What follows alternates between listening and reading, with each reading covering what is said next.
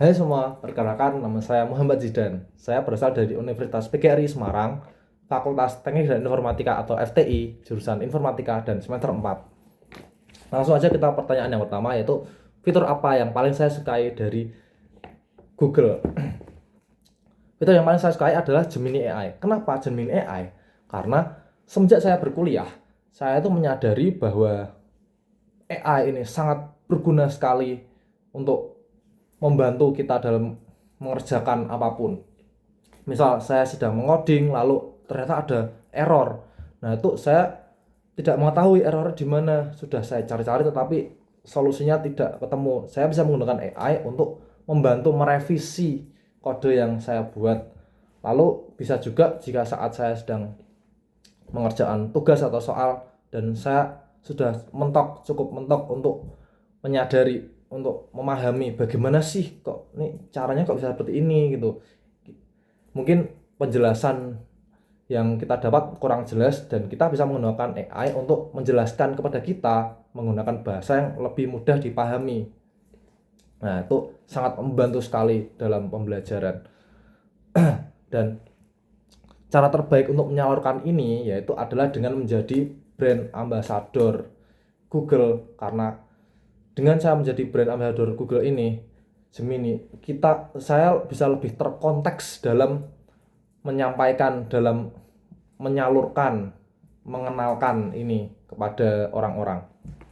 Pertanyaan kedua, sebutkan kegiatan interaktif yang akan saya lakukan. Ya, saya akan membuat sebuah diskusi kecil di sebuah ruangan dan tidak perlu formal, dan kita akan membahas apa aja sih yang ada di Gemini AI ini dan bagaimana menggunakannya dengan benar. Karena saya yakin banyak sekali orang yang masih belum mengetahui potensi besar yang ada di AI ini selama penggunaannya dengan benar.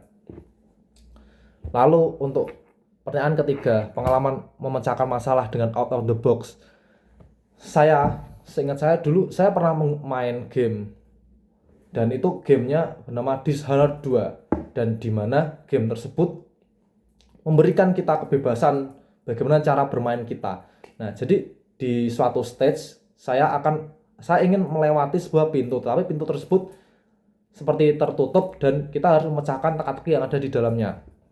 Dan untuk mendapatkan jawaban itu kita harus datang ke salah satu petinggi, dan petinggi A dan petinggi B misal, dan caranya adalah kita mengeliminasi salah satu petinggi lalu membawanya ke petinggi yang satunya lagi, lalu kita akan mendapatkan kodenya. Tetapi setelah saya baca-baca lagi, ternyata pilihan kita itu akan memengaruhi kondisi politik yang ada di gamenya itu, dan itu bisa mempengaruhi ke ending juga kan. Dan karena posisinya itu menurut saya, karakter saya ini tidak memiliki urgensi untuk terlibat dalam politik tersebut, maka dari itu saya tidak ingin mengeliminasi salah satu siapapun, tetapi saya ingin mendapatkan kode tersebut.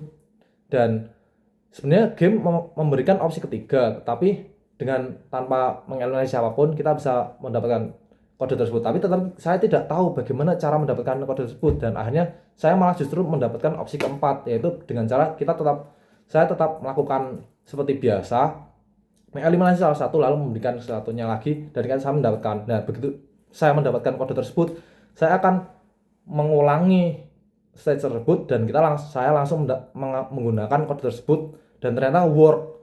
Dan itu opsi yang tidak diberikan oleh game, dan itu adalah salah satu terobosan yang terbaru dari saya.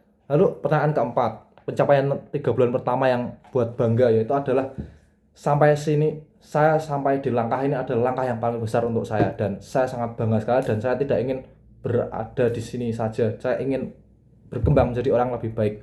Dan untuk luaran yang ada di luar kampus, yaitu seperti tadi, saya ingin supaya orang-orang bisa mengetahui potensi tanpa melanggar norma-norma yang ada. Sekian dari saya. Wassalamualaikum warahmatullahi wabarakatuh.